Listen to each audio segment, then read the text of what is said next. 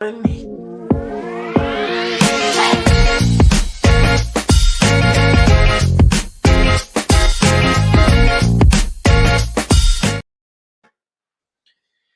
fam, welcome to another episode of Good, Bad, and Ugly about real estate with Jose. Got a great guest for you today, Josh Smith. Woo! Thanks for What's having me. What's going on, Josh? How's it going? Good, man. Good. So Josh is a good friend of mine from Owners Club and Sub-2 community with Pace Morby. Josh, why don't you share a little bit about yourself and tell us about your journey in real estate? Yeah, for sure, man. First off, thanks for having me on. I mean, it's an honor. It's always appreciated to be able to be invited to a podcast. So it's kind of a new thing for me. So that's awesome. It's good stuff. But yeah, no, as far as how I started, so I didn't get started in real estate until about 2020 timeframe. It was like at the beginning of 2020, right before COVID hit. And the reason behind that, so I had always had an interest in getting into real estate. I worked in the corporate realm. I was 13 years with Toyota. And towards the end of it, I was consistently trying to find, okay, how can I get into real estate? It seems like this is where at least a long-term wealth, a lot of the people that I was talking to is like, that's where they're achieving that. I was like, how can I get into this? So I started researching. I mean, some of your typical stuff like bigger pockets, some of the more traditional on like what do I even have to look out for? Well, I ended up moving out to Kansas City for one of the assignments I had for work. And the realtor that I picked up, he was actually a fix and flipper. So he only had his real estate license to be in the fix and flip game. He wanted to stop like bugging realtors to open doors for him, so on and so forth. Sure. But yeah, so I kind of spoke to him, giving him some insights on what I was looking to do, potentially like going to some like a small like a duplex or a quadplex. Okay. So we were looking there in Kansas City, but the problem with me is like I was super stuck in the analysis paralysis for years. And then finally when I met that realtor, then it finally just started snowballing from there. He introduced me to his we weren't really finding anything that was kind of to my liking there in Kansas City. So his brother was a realtor in Branson, Missouri. I don't know if you're familiar with that area. But he was really big in the short-term rental market, and I had no idea, like, okay, what's a short-term rental? What's an Airbnb? Like, I knew what an Airbnb was, but like, I don't have the awareness. I feel like that's kind of that's like, I'm here with analysis paralysis, and you want me to just jump off the cliff? It's like, come on, man. Yeah, that's what we do, right? Yeah, but no, so he introduced me to him, and then I was looking through the numbers and like, okay, this makes too much sense. I mean, I should just go after it. And it was one, it needed to get renovated. I ended up doing all the renovations myself because, again, I was at analysis paralysis, wanted to control everything. Looking back at it now, it's like, oh, it could have gone so much faster if I would have had somebody else. Like, real estate's really a team sport. Sure. Something that sometimes you may not realize it until further down the line. But anyways, so got into that first one. It was super profitable. Ended up buying the one that was directly next to it. So these were condos down in Branson. Okay. And so it was part of a quadplex in this building. So it was like one of the top ones. Well, the one next to it came up for sale. So picked that one up. And again, short-term rental started doing really profitable. And from there, decided to continue in the Branson market. And by the time I got 4 separate rentals in that area, and problem is I was working a full-time job based in Kansas City. Granted, it was a field traveler type position, so I was a rep for their dealerships, and there was about like 75 dealers across. It was like five separate states. So it's not like I was in that area all the time. It's like I can't have my hands on, especially for a short-term rental. So it was like, I can hire a property manager. Well, first one, had a ton of issues with as far as him not maintaining the property. Second one, constant lying, unfortunately, and then the revenues weren't as good as what I was expecting. And then, so it was like this cat and mouse dance, I guess you could say. It just kept going back and forth. I was having issues with the property managers, and by the time I got to the fourth one, you're like, you know what? I'd eventually like to start up my own business eventually. I might as well, like, I feel like I could do better at this as far as starting to manage these properties. why don't I just, that'll be my business, like the exit out of the corporate environment. So that's kind of what got me into property management. And funny enough, I'm now in Nashville, Tennessee, started up that business. And then I hired the guy that got me into property management. He's now managing my properties out there. Nice. Now I'm back to, I'm now a property manager, but now he's got those. So it's kind of funny from that perspective. But then after that, so we're in Nashville, Tennessee area, kind of catching up to speed.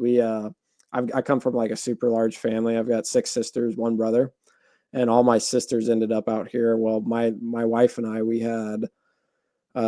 were on our 2nd kid by that point in time, and it's like we need to get closer to family. I mean, with the corporate gig, we were moving around like once every 2 years. It was getting a little excessive. We never really established roots in a place, so it's like Right. we need to get closer to family. So we got out to Nashville, started up the property management business, and at the same exact time, that's when I found Pace with Sub 2. And again, at first, I think a lot of people have this conception sometimes when they're first looking into it, like, oh, this is kind of scammy. I don't know if this is, I don't know if I'm going to hop into this fully, but did more research, got into it, and we were off to the races, man. And then ever since then, I've been like heavy on ever since I got into Sub 2, the only real estate that I've been purchasing has been through some type of creative route. So we've got duplex here in Nashville, and then 2 Sub 2 properties. But another thing was we also purchased those with self-directed retirement accounts. So that's something that has been super impactful for that. But kind of a long story short, that's kind of how I got into real estate. Awesome. We're gonna come back to that self-directed IRA, but so you said when you did your first property, you decided to work on it yourself. So how long did it take you, and then how long could you have gotten it done if you had hired somebody to do it? Oh, geez. So the thing is, when I got into that property, like I literally closed on it. And you're like, keep in mind, this is a guy that was in the analysis paralysis mode. So I was analyzing and then finally just pulled the trigger. Well, I closed literally the month before COVID hit. Oh And then wow. COVID hits. I'm like, what did I do? I Right. mean, granted, we know like hindsight's 2020. Now we know that I was honestly, it ended up turning up really well. Uh, but yeah, that project ended taking me, because I was doing it. I was down there every single week, and I still had uh, my job. Since it was more of a field position, we were still going out pretty regularly to the dealers, even with the COVID stuff going on. So I was spending weekends there, and it ended up taking me about 5 to 6 months. And it was it wasn't like a heavy renovation by any means. It was more like flooring, repaint the walls, trim some cabinets. I mean, it's nothing major. But yeah, it ended up taking 6 months. But granted, the place was 3 hours from where I was living. So I Sure. was going back and forth, like 6 hour commute time one way on each weekend. We were having our 2nd kid. My wife absolutely loved me during that time. I bet you did. I feel terrible. She was yeah, that was a tough time to be on, but yeah, ended up working out really well. Yeah, I kind of did something similar to my wife. Our third child, I was in the military at the time, Mm. and we found out we were pregnant, and then I was given orders to go on a deployment for 4 months. Oh, So, yeah, 4 months. It ended up being 6 months, and I came back like the month before my daughter um, was born. I literally got back home like a week, I think a week or two before she was born. hey, you made it back in time at least. That was, That's yeah, that was by design. I had to work with my leadership to make sure that I could leave country in time to get back. Number one, my wife was freaking out, oh, I can but imagine. It's stressful. yeah, having a husband deployed and you're pregnant and you have 2 other kids that you got to manage. I bless her every day. It's like I remember. I have not forgotten what you've done. Yeah. So, but you mentioned self-directed IRA. Can you kind of elaborate how you use that and what are the benefits of using that, and how others can benefit from that tool? Yeah, For that? Yeah, for sure. So that was something that I actually got into when I was in the corporate gig.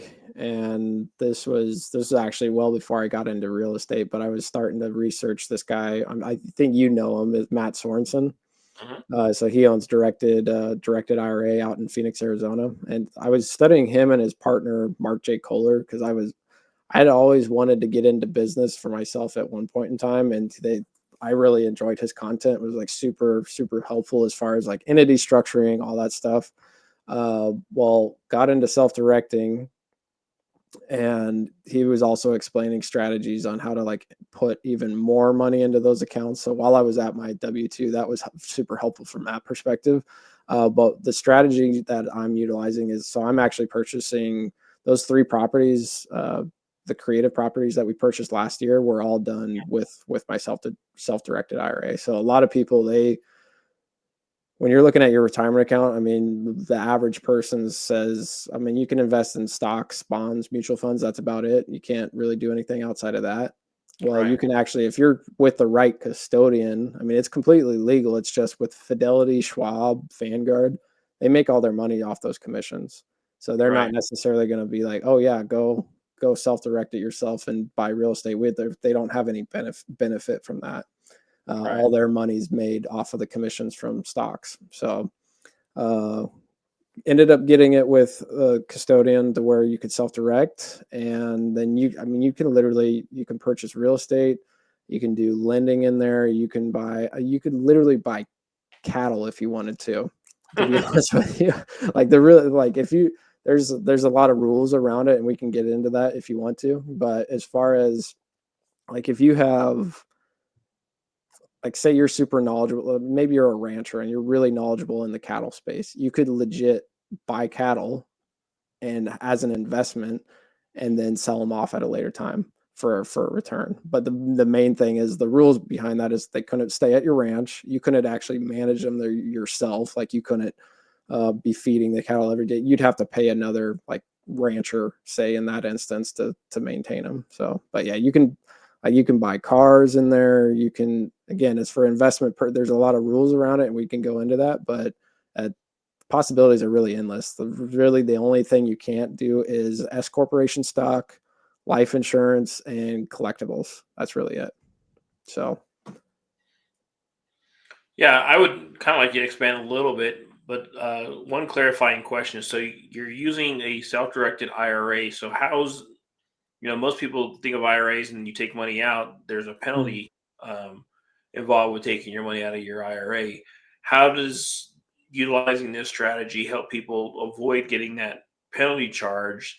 And, also some people with their IRAs would take out a loan against the mhm. balance that's in there. So can you kind of just, on top of whatever else you want to elaborate on, Yeah, for sure. how does one take money out of the IRA to invest in the allowed um, items or Yeah, strategy? so that whole loan, so you can loan on your account, but the thing with those loans is you have to pay them back, which in essence, I mean, really you're paying yourself back. It's not that crazy. But so with self-directing, what people need to know from the self-directing, there's a couple of misconceptions from self-directing. Some people, like I had people that when I was really getting into it when I was still working for my W-2, and I was like, oh yeah, I'm like researching all this stuff on this self-directed. Like, this is awesome. And they're like, oh yeah, I self-direct my account. It's like, you do? Really? That's awesome. Like, what about this, this, and this? And they're like, what are you talking about? It's like, so what exactly do you do, man? Well, they're like, oh yeah, no, I pick all my stocks. Like, that is not self-directing, my friend. I Right. guess I guess you could say that to a certain extent, but no, really, it's getting your account into a custodian. And by custodian, it's just like Charles Schwab and Vanguard and Fidelity. Those are custodians. Okay. Directed IRA is Matt's company. It's a trust company, and it's essentially just another custodian that you can place your funds. So it's going to be like an in-kind transfer. So you're really just rolling the funds over. So Okay. you're not causing a taxable event or have you really, like, you can do an in-kind transfer to where you're actually transferring those assets over. Really, the smoothest one is you sell all your stock or what have you in that account and just do a cash rollover. But as long as it's from a Roth IRA to a Roth IRA, you're not going to incur any penalties. And then from there, once it's in that type of account, then you can just direct it however which way you want at that point. Now, the structure that I have set up is more, it's called an IRA LLC. So at that point is you get it over to that custodian, and that custodian actually forms its own company, like an LLC. And the full 100% owner of that LLC is your IRA. So the owner on it, like for mine, is Directed Trust Company, FBO. So for benefit of Josh Smith, IRA, account number, blah, blah, blah. So and then you can be placed as the manager on that LLC. So what that does is it gives you checkbook control to where you open up that business, then you can bring all your funds over and put it in a business checking account. And then you operate it just like then I can wire or write checks just like a business. The only main thing is you can't, like, there's some limitations as far as credit. Like, there's rules you need to know is like how to transact within those accounts. They're super critical to know before you do that strategy. So definitely research that, and we can go through some of those. But yeah, that's essentially what I did is I got it to the point where I got checkbook control. And the reason why I did that is because I can act on transactions really quickly. Nice. So I don't know if I should do this or not, but the announcement, right? We are not financial advisors. No. He's only sharing what he has done himself and what he has learned through his own educational process. It is for information only. What is the other legal needs that you're supposed to say? And entertainment purposes only, I guess. yeah, and please consult a professional financial advisor to either clarify or to substantiate what he's saying. 100%. Yeah, 100%, my friend. And I encourage that in all of it. So I try to educate people on this type of stuff. And really, I mean, everything I've learned is from this Matt Sorensen guy. So he's a wealth attorney based out of Arizona, and the guy is super sharp. And I'd say probably the leader, one of the main leaders in the space. He's one of the main authorities. He's super sharp. He knows his stuff when it comes to this. So, and he's highly involved in our community, and Pace trust him. So that was enough for me. Yeah. But yeah. But yeah, no, as far as getting it in that checkbook control, then those LLCs, that's what owns the real estate. That's also what puts out the loans, and like they're on the promissory notes, stuff like that. Gotcha. So, was there a minimum that you had to start your account with? No, there's no minimum. Yeah, I mean, really, you've got your annual contribution limits, like for a Roth IRA or just a traditional IRA. This year, it's $7,000 a year is what you can put in from the standard contribution. But there's also like a mega backdoor method where you can put in quite a bit more. And that's some of the stuff that I was learning while I was at Toyota, where I was putting more into my Roth. So that mega backdoor Roth is you can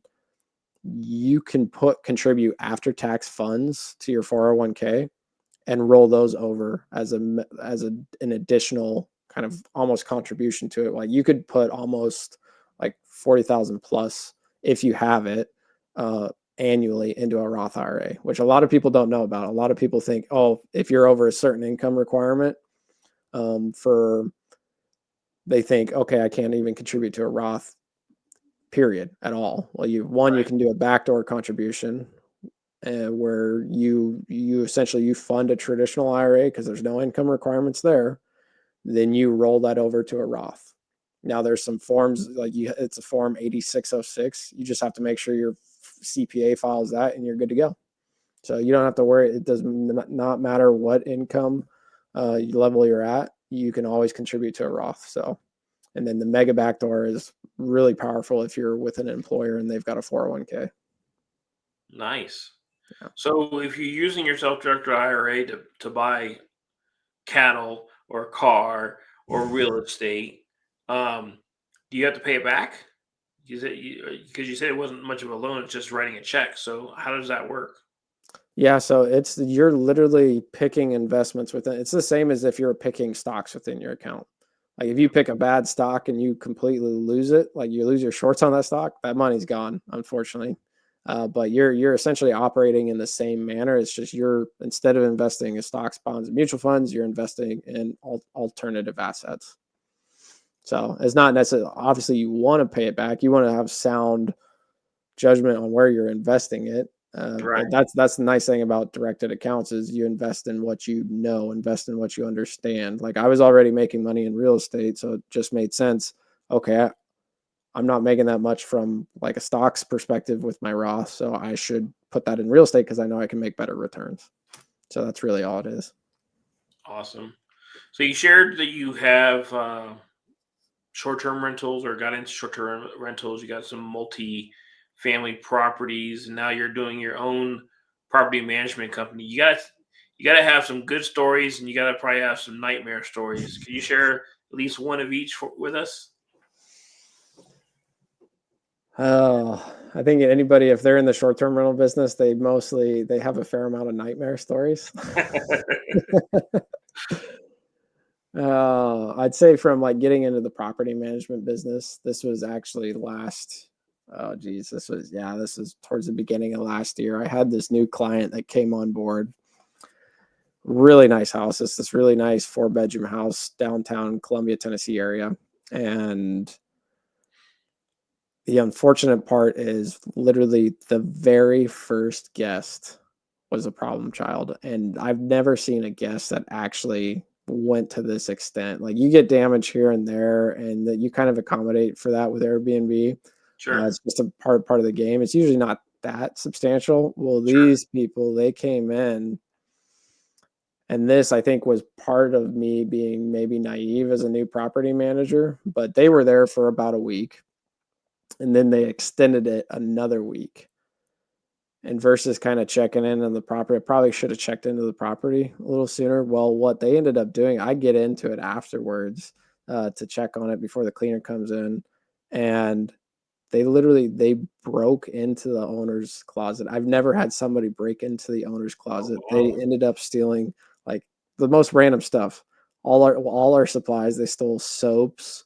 They stole like Tide Pods, like random stuff like that, and then literally stained everything around the house. Like it was terrible. I'm like, I literally just signed this owner on, and the first guest caused like $8,000 worth of damage. Like it was painful. That's crazy. But we ended up paying for it on our end. I felt absolutely terrible, but we had to get the police involved, like file a police report.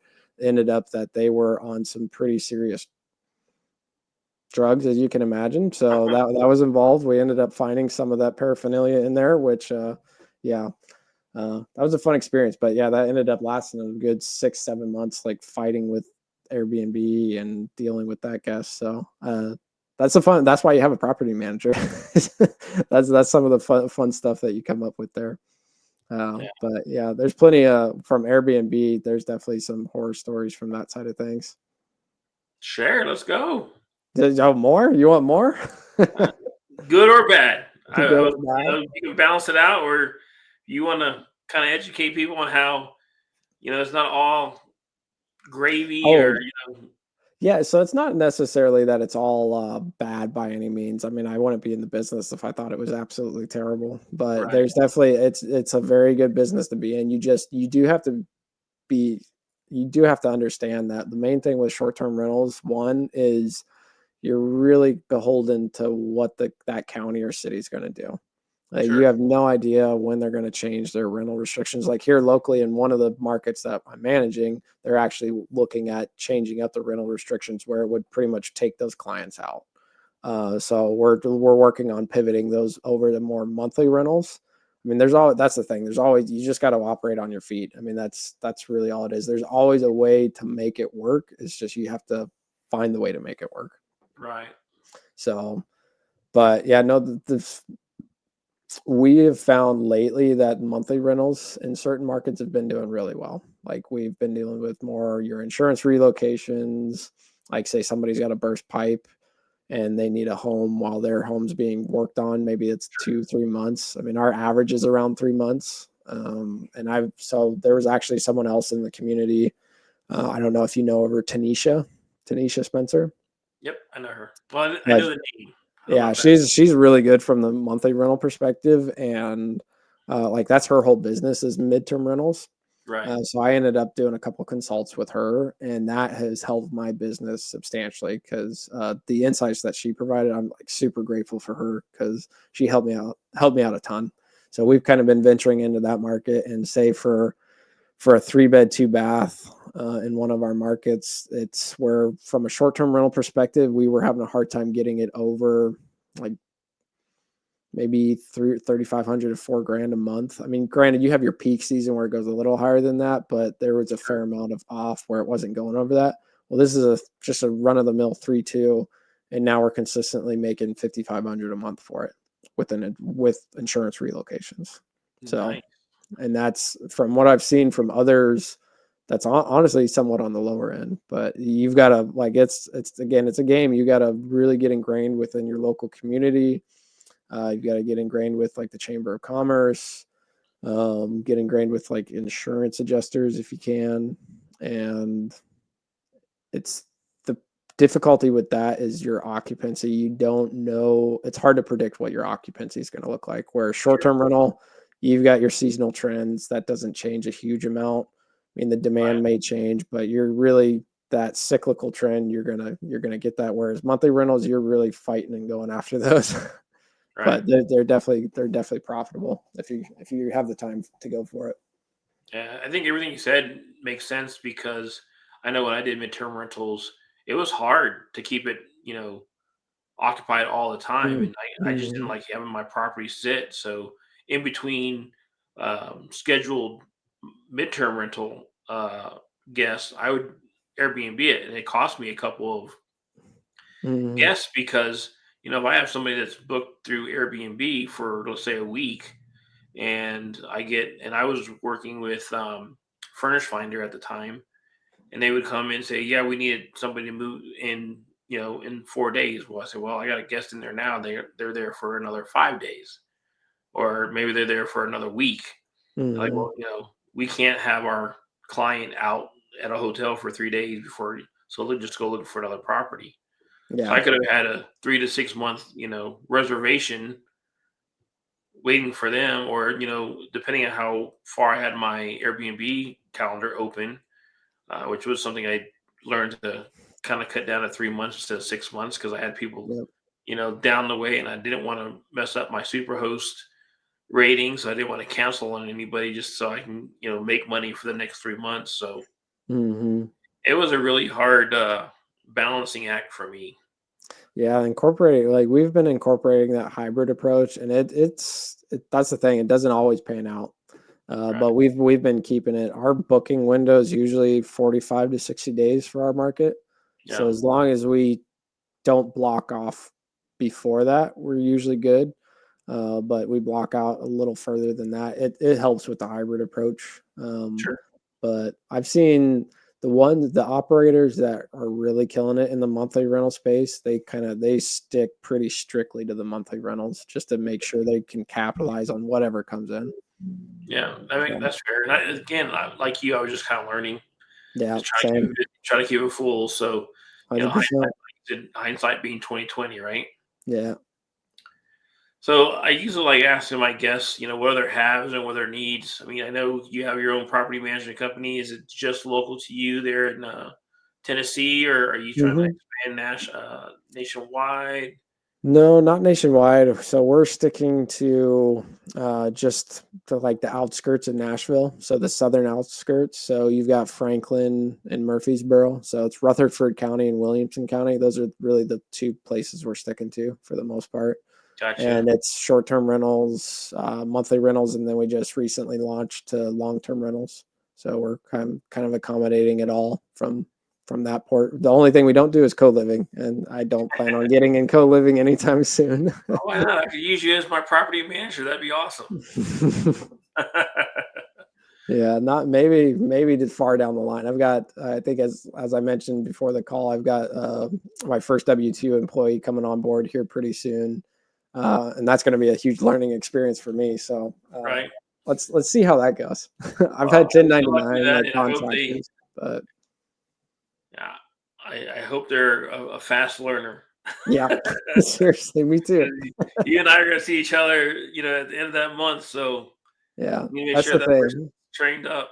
Yeah, I think honestly, I always take ownership of what happens in these situations. So if he leaves, it's going to be fully on me. So I'm Sure. trying to do whatever I can as far as like preparing the onboarding process and trying to make sure that I'm ready before that time comes. And I feel like I'm okay. There's still some ways to go. You can always Sure. improve, for sure. So we already talked about what you have. What are some of the needs? What if somebody wanted to partner with you? What are you looking for? So right now, what I'm looking for is more in the lending space. So the focus, that property management business is kind of, I don't want to say off to the side because that is, I classify that as more my W-2 right now. It's my day job. Sure. Um, and once my operations manager comes on in March, it'll take a few months for that, but he's really going to be handling a vast majority of that operation. My main focus is on the lending business. So we're focused on transactional lending. Okay. So EMD, double close, but really I'm planning on hitting hard more on the seller carryback type loans. So if you have, say, if you're a seller that's in a situation to where they have a fair amount of equity and you come in as the buyer and maybe you bring some type of commercial, whether it's a DSCR, so debt service coverage ratio loan, and maybe you're at maybe they can only cover up to 60 or 70% of that purchase. Well, the seller can just, if you negotiate it with them, they can finance your down payment for that remaining, say, 30% and as like a secondary lien position. Well, that's great, but still at the closing table, that lender still wants you to bring that skin in the game Right. at closing. So you have it in there for like a day or two. So we're funding those type of deals and kind of helping people structure those type of deals. So if there's any like end buyers that's really their forte or their interest, I definitely like to talk to them and see what we could do to help work with them, get their deals across the finish line. Awesome. So, that's one thing you and I share. We're not only Yep. in Owners Club and Sub 2, but we're also Mm. in FunWise. And, some people would refer to it as the Morby method. And FunWise, Mm. we call it the stack method, right? Yeah. Yeah. So, yeah, that's awesome. So, if people want to reach out to you, how would they get in touch with you? So the easiest place to get a hold of me is it's going to be on my Instagram. That's where I'm most responsive. I've tried to give out my Facebook, but honestly, those messages, the way the message requests come in, I like even when you messaged me, I felt so terrible. It's like I miss them. I miss them. I'm not fast enough on them. So really, the most responsive is going to be on Instagram. So of course, I've got a more of a generic name, so it's at Josh Smith REI. So real estate investor. So REI. Nice. I mean, Yeah. Smith is common, but I mean, Yeah. I think Just a we'll little find bit. you. Yeah, just a little bit. Well, that's awesome.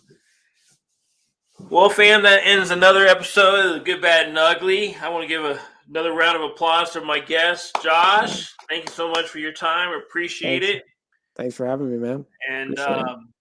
looking forward to seeing you again in Dallas when we meet up. And I'll do a selfless plug for our convention that's coming up, this Squad Up Summit in Dallas, Mhm. 28th to the 30th, right? 31st. Yeah, I think it might be for the general admission, probably 29th through the 31st. Yeah. So, So I'll have a link for that in the description as well too. So until next time, fam, have a good one. See ya. see ya.